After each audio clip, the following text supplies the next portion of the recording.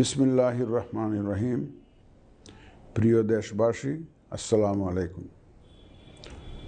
মহান সৃষ্টিকর্তার কাছে শুকরিয়া, তিনি বহু প্রতীক্ষিত ত্রয়োদশ জাতীয় সংসদ নির্বাচন এবং জুলাই জাতীয় সনদ সংবিধান সংস্কার বাস্তবায়ন আদেশ 2025 এর উপর অনুষ্ঠিতব্য গণভোটের তফসিল নিয়ে আপনাদের সামনে হাজির হওয়ার সুযোগ দিয়েছেন। বক্তব্যের শুরুতে মহান বিজয় দিবসের প্রাক্কালে দেশবাসীকে জানাই অগ্রিম শুভেচ্ছা। মহান মুক্তিযুদ্ধে শহীদদের প্রতি জানাচ্ছি বিনম্র শ্রদ্ধা এবং তাদের আত্মার মাগফিরাত কামনা করছি। একই সাথে জুলাই আগস্ট 2024-এর ছাত্র গণ অভ্যুত্থানে শহীদদের স্মৃতির প্রতি জানাচ্ছি আমার শ্রদ্ধা এবং তাদের আত্মার শান্তির জন্য দোয়া করছি। মহান মুক্তিযুদ্ধ থেকে শুরু করে 2024-এর ছাত্র গণ অভ্যুত্থান পর্যন্ত সার্বভৌমত্ব এবং গণতন্ত্র প্রতিষ্ঠা ও রক্ষার সকল আন্দোলনে যারা আহত, নির্যাতিত ও ক্ষতিগ্রস্ত হয়েছেন তাদের প্রতি জানাই আমার আন্তরিক সমবেদনা। আহতদের দ্রুত আরোগ্য এবং স্বাভাবিক জীবনের জন্য প্রার্থনা করছি।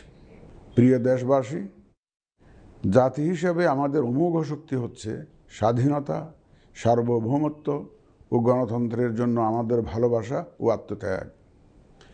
জাতির প্রত্যাশাকে ধারণ করে আমাদের সংবিধান রাষ্ট্রের উপর জনগণের একচ্ছত্র মালিকানা নিশ্চিত করেছে। জনগণের প্রতিনিধিত্বশীল মালিকানা প্রতিষ্ঠার একমাত্র পথ হচ্ছে নির্বাচন। দুঃখজনক হলেও সত্য যে মানসম্মত নির্বাচনের অনুপস্থিতি প্রায়শই আমাদের ঐতিহ্য এবং সামষ্টিক প্রত্যাশাকে ম্লান করেছে। এমনই এক প্রেক্ষাপটে 2024-এর গণ অভ্যুত্থান সংঘটিত হয়েছে। আমাদের ভাই বোন সন্তানদের রক্তের উপর দাঁড়িয়ে আমাদের অঙ্গীকার হচ্ছে একটি সুষ্ঠু ও সুন্দর নির্বাচন অনুষ্ঠান, যা জাতি হিসাবে আমাদের প্রত্যাশা পূরণ করবে এবং বিশ্ব দরবারে আমাদের ভাবমূর্তি উজ্জ্বল করবে। আমার দৃঢ় বিশ্বাস আপনারা একই প্রত্যাশা ধারণ করেন এবং একই অঙ্গীকারাবদ্ধ। প্রিয় দেশবাসী, সুষ্ঠু ও গ্রহণযোগ্য নির্বাচনের লক্ষ্যে গত এক বছরে আমরা বেশ কিছু গুরুত্বপূর্ণ কাজ সম্পাদন করেছি। একটি স্বচ্ছ নির্বাচনের পূর্বশর্ত হচ্ছে একটি নির্ভুল, পূর্ণাঙ্গ ও স্বচ্ছ ভোটার তালিকা। আমরা শুরুতেই এই কাজে হাত দিই। গত এক বছরে নতুন ভোটার অন্তর্ভুক্তির পাশাপাশি ভোট বিমুখ এবং বাদ পড়া প্রায় 45 লক্ষ ভোটারকে তালিকায় অন্তর্ভুক্ত করা হয়েছে এবং 21 লক্ষাধিক মৃত ভোটারকে তালিকা থেকে বাদ দেওয়া হয়েছে। নারী ভোটারদের যথাযথ অন্তর্ভুক্তির অভাবে পুরুষের সাথে নারী ভোটারের ব্যবধান বেড়ে প্রায় 29 লক্ষে গিয়ে দাঁড়ায়। বাদ পড়া নারী ভোটারদের মাঝে সচেতনতা সৃষ্টির মাধ্যমে সেই ব্যবধান উল্লেখযোগ্যভাবে কমিয়ে আনা হয়েছে। আইন সংশোধন করে ভোটার হওয়ার যোগ্যতার তারিখ প্রতি বছর 1 জানুয়ারির পরিবর্তে কমিশন কর্তৃক নির্ধারিত দিনে নির্ধারণ করা হয়েছে। এর ফলে 31 অক্টোবর 2025 পর্যন্ত যোগ্য তরুণ ভোটারগণ ভোট দিতে পারছেন। গত 18 নভেম্বর প্রকাশিত তালিকা অনুযায়ী বর্তমানে দেশে ভোটারের সংখ্যা দাঁড়িয়েছে 12,76,95,183 জনে। এর মধ্যে পুরুষ ভোটারের সংখ্যা 6,48,14,907 জন এবং নারী ভোটারের সংখ্যা 6,28,79,042 জন। গত এক বছরে নির্বাচন কমিশনের সক্ষমতা বৃদ্ধির পাশাপাশি সংশ্লিষ্ট সকলের জবাবদিহিতা বাড়াতে আমরা বহুবিধ আইনি ও কাঠামোগত সংস্কার সম্পন্ন করেছি। গণপ্রতিনিধিত্ব আদেশ এবং রাজনৈতিক দল ও প্রার্থীদের আচরণবিধিতে যথাযথ পরিবর্তন, সংশোধন ও পরিমার্জন করা হয়েছে। নির্বাচন ব্যবস্থা সংস্কার কমিশনের বিভিন্ন সুপারিশের পাশাপাশি নির্বাচন কমিশনের নিজস্ব মূল্যায়ন ও অংশীজনের পরামর্শের ভিত্তিতে এসব সংস্কার করা হয়েছে। এই উদ্যোগ সফলভাবে সম্পন্ন করতে সহযোগিতার জন্য আমি অন্তর্বর্তীকালীন সরকার, নির্বাচন ব্যবস্থা সংস্কার কমিশন ও জাতীয় ঐকমত্য কমিশন সহ সকল অংশীজনদের জানাই আমার কৃতজ্ঞতা। প্রিয় দেশবাসী, বিভিন্ন কারণে এবারের নির্বাচন আমাদের জাতির ইতিহাসে অনন্য ও গুরুত্বপূর্ণ। প্রথমত, প্রকৃত গণতান্ত্রিক ধারা পুনঃপ্রতিষ্ঠার পাশাপাশি কাঙ্ক্ষিত সংস্কার প্রশ্নে সিদ্ধান্তের নির্বাচন এটি। এবার জাতীয় সংসদ নির্বাচন ও গণভোট একই দিনে অনুষ্ঠিত হবে, যা একটি নতুন অভিজ্ঞতা। দ্বিতীয়ত, সংশ্লিষ্ট সকল রাষ্ট্রীয় ও গণতান্ত্রিক প্রতিষ্ঠানের জন্য এই নির্বাচন হচ্ছে সক্ষমতা প্রমাণ করে ভাবমূর্তি পুনরুদ্ধারের অনন্য সুযোগ। তৃতীয়ত, দীর্ঘ গণতান্ত্রিক আন্দোলন সংগ্রামের পর দেশের স্বার্থে রাজনৈতিক দলসমূহের মাঝে সৌহার্দ্যপূর্ণ গণতান্ত্রিক প্রতিযোগিতার ধারা প্রবর্তনের দাবি রাখে এই নির্বাচন। চতুর্থত, প্রায় অকার্যকর পোস্টাল ভোট ব্যবস্থাকে পরিমার্জন করে এই নির্বাচনে একটি কার্যকরী রূপ দেয়া হচ্ছে। বিশেষ করে বাংলাদেশের অন্যতম চালিকা শক্তি আমাদের রেমিটেন্স যোদ্ধা তথা প্রবাসী বাংলাদেশি ভোটারদের প্রথমবারের মতো ভোটের আওতায় আনা হচ্ছে। একইভাবে প্রথমবারের মতো ভোটের আওতায় আসছেন আইনি হেফাজতে থাকা ভোটারগণ। এছাড়াও নিজ নির্বাচনী এলাকার বাইরে কর্মরত সরকারি কর্মচারী এবং নির্বাচন অনুষ্ঠানের সাথে সম্পৃক্ত ব্যক্তিগণ পোস্টাল ব্যালটের মাধ্যমে এবার ভোট দেবেন।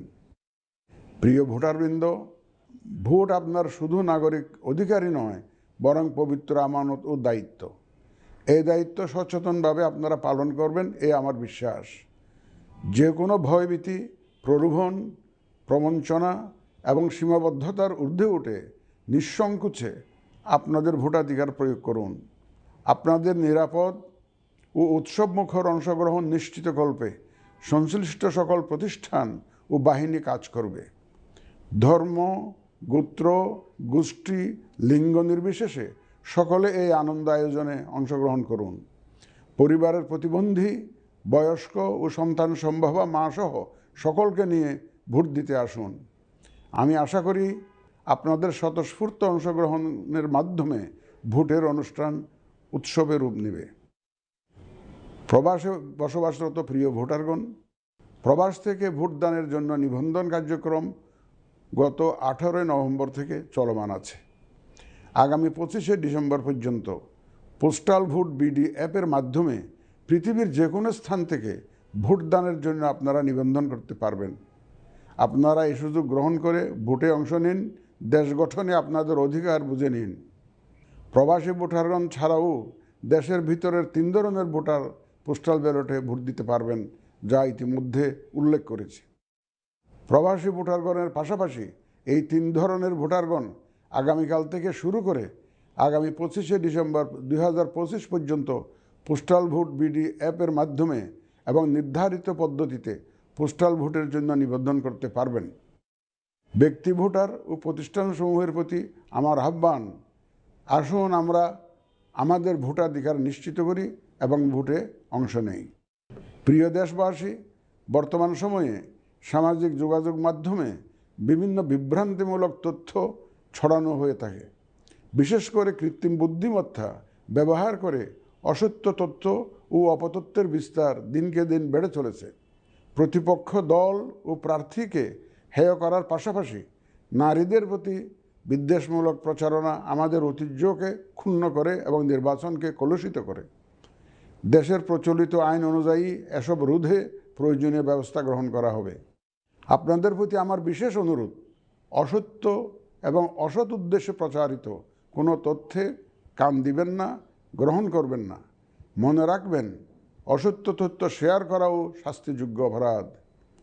আমি এবার নির্বাচনে অংশগ্রহণে ইচ্ছুক প্রার্থী এবং দলসমূহের প্রতি 2-1টি কথা বলতে চাই। আসুন আমরা আচরণবিধি মেনে একটি শান্তিপূর্ণ ও উৎসবমুখর নির্বাচন নিশ্চিত করি। শান্তিপূর্ণ সহাবস্থান এবং পারস্পরিক শ্রদ্ধা নিশ্চিত করে ভোটারদের বিশ্বাস ও আস্থা অর্জনই হোক আপনাদের লক্ষ্য। নির্বাচনে দায়িত্ব পালনকারী প্রিয় সহকর্মীবৃন্দ, নির্বাচন কমিশন স্বচ্ছতা, নিরপেক্ষতা এবং দৃঢ়তার সাথে দায়িত্ব পালনে বদ্ধপরিকর। কমিশনের অংশ হিসাবে আপনারা নির্ভয়ে সততা ও নিরপেক্ষতার সাথে দায়িত্ব পালন করবেন। মনে রাখবেন, এ ব্যাপারে কোনো শিথিলতা বা গাফিলতি সহ্য করা হবে না। একটি সুন্দর ও গ্রহণযোগ্য নির্বাচন অনুষ্ঠানে সংবাদ মাধ্যম ও পর্যবেক্ষক সংস্থার সহকর্মীদের ভূমিকা অপরিসীম। আপনারা স্বাধীনভাবে সর্বোচ্চ পেশাদারিত্ব, নিরপেক্ষতা ও বস্তুনিষ্ঠতার সাথে আপনাদের দায়িত্ব পালন করবেন, এটিই আমাদের প্রত্যাশা।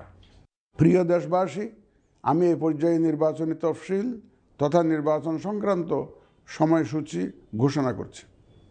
আগামী 2026 সালের ফেব্রুয়ারি মাসের 12 তারিখ রোজ বৃহস্পতিবার 300 আসনে ত্রয়োদশ জাতীয় সংসদ সাধারণ নির্বাচন এবং একই সাথে জুলাই জাতীয় সনদ সংবিধান সংস্কার বাস্তবায়ন আদেশ 2025-এর উপর গণভোট অনুষ্ঠিত হবে। ত্রয়োদশ জাতীয় সংসদ নির্বাচনের জন্য মনোনয়নপত্র দাখিলের শেষ তারিখ আগামী 29 ডিসেম্বর 2025 রোজ সোমবার। মনোনয়নপত্র বাছাই হবে আগামী 30 ডিসেম্বর 2025 রোজ মঙ্গলবার হতে 4 জানুয়ারি 2026 রোজ রবিবার পর্যন্ত। রিটার্নিং অফিসারের আদেশের বিরুদ্ধে কমিশনে আপিল দায়েরের শেষ তারিখ 11 জানুয়ারি 2026 রোজ রবিবার। কমিশনে দায়েরকৃত আপিল নিষ্পত্তির তারিখ 12 জানুয়ারি 2026 রোজ সোমবার থেকে 18 জানুয়ারি 2026 রোজ রবিবার পর্যন্ত। প্রার্থিতা প্রত্যাহারের শেষ তারিখ 20 জানুয়ারি 2026 রোজ মঙ্গলবার। রিটার্নিং অফিসার কর্তৃক চূড়ান্ত প্রার্থী তালিকা প্রকাশ ও প্রতীক বরাদ্দ 21 জানুয়ারি 2026 তারিখ রোজ বুধবার। নির্বাচনী প্রচারণা চলবে 22 জানুয়ারি 2026 রোজ বৃহস্পতিবার হতে ভোট গ্রহণ শুরুর 48 ঘন্টা আগ পর্যন্ত তথা আগামী 10 ফেব্রুয়ারি 2026 রোজ মঙ্গলবার সকাল 7:30 পর্যন্ত। ভোট গ্রহণ হবে 2026 সালের ফেব্রুয়ারি মাসের 12 তারিখ রোজ বৃহস্পতিবার। নির্বাচন প্রক্রিয়ায় সকল রাজনৈতিক দল ও প্রতিদ্বন্দ্বী প্রার্থী সহ ভোটারদের আন্তরিক অংশগ্রহণ ও সক্রিয় সহযোগিতা কামনা করছি। সকলের প্রতি আমার আহ্বান, আসন্ন ত্রয়োদশ জাতীয় সংসদ নির্বাচন ও গণভোট সফল করে আমাদের গণতান্ত্রিক অগ্রযাত্রায় ঐতিহাসিক ভূমিকা রাখুন। মহান আল্লাহ আমাদের সহায় হন।